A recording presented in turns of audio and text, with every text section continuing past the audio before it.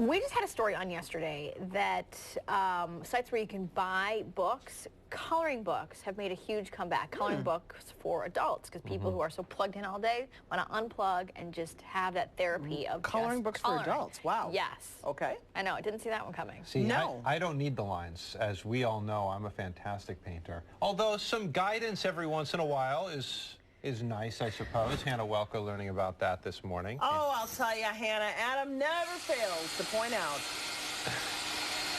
the monstrosity he created this summer. But you are going to redeem us today by creating something beautiful. You know what, Norma? I was going to paint a picture of Adam, but you know, he's got like such a big head, and I thought, wouldn't fit. Too long. Right? I know. Too long to paint it. So need like 2 gallons of paint just for that. I know, way White too paint. much. So this is what I've done so far. This is what Hannah's gotten me to. We've done the background color of the heart tree, I guess. We blow dried it too. That's how we do it, right, Hannah? Yep. We use hair dryers to dry them off, and it only takes a couple minutes. Because if we didn't do that, we'd be sitting there fanning our painting off for 20 minutes, and it would take a long time. Yeah. So. TV purposes, even in the class, you guys do that. Even in the class, we do hair dryers, just because sometimes we have classes of 60 people here, and we need to get them dry as fast as possible so we can get to the next step and finish it in a 2-hour span. Okay, so our next step is the heart, you said. Yep, we're going to do the heart next, so we're actually using a smaller brush now. Okay. And we're going to be doing the whole tree in black first, and then adding all that detail on top. Okay. So you can take your small brush and dunk it right into your black paint. All right. And you want to get a decent amount of paint on your brush, not too much that you've got a big like glob on there, but just enough that the bristles are saturated and nice and close together. Okay. And we're going to paint the heart first, but I want you to think about it as a heart. Don't think about it as like a tree forming a heart. Just paint a nice heart.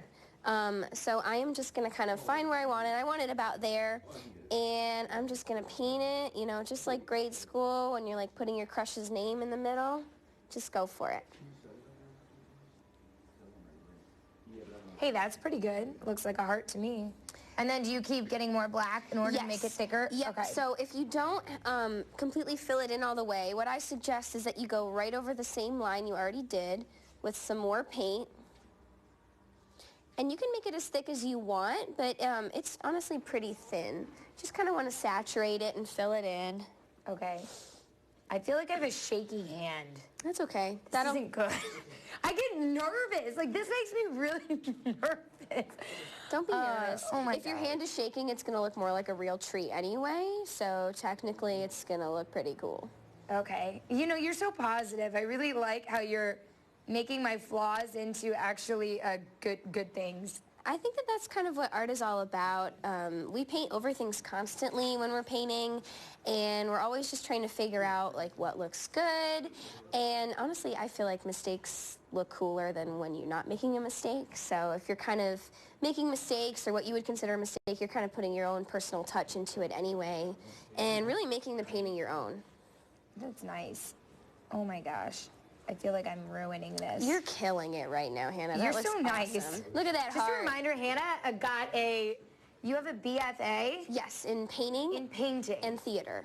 Painting and theater from Alfred. So, you know, she's not just a pretty face, folks. She's a painting master.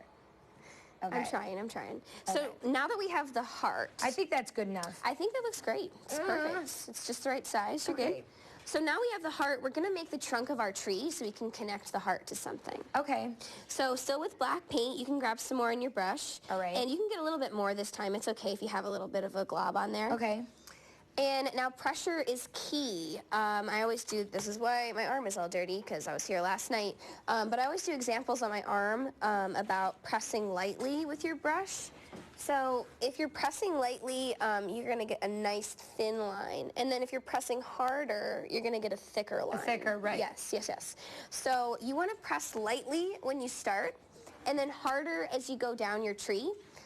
Just because trees are naturally wider at the bottom, branches are wider where they're growing out of the tree. Okay, let's try and we want it to look natural. So I'm going to start right at the top here, and I'm going to press lightly, and then press harder and harder and harder as I go down, and just kind of cascade it around the middle of the painting there. Okay. And this You is got like it. a squiggly line? It's a little bumpy. So if you're shaking, now's your time to shine. There you go. Perfect. Oh my gosh. So if you didn't fill it in all the way, which you probably didn't, because I didn't, you want to take some more paint and just go over it again. Yep. Okay. But go over it in the same motion, like from top to bottom. Okay. Guys, as I try and fix this tree, I'm going to toss it back to you guys in the studio, and we'll be back. We'll see how this actually turns out. It might be like a lopsided tree. It's all good. I'm trying. Good. A tree is a tree. Only on this show do we go from painting happy trees to hairbands. Little fluffy clouds. Yeah, but it's all art. It really art. is. It's all art. Part 2 with Alice Cooper and Motley Crue's Tommy Lee coming up.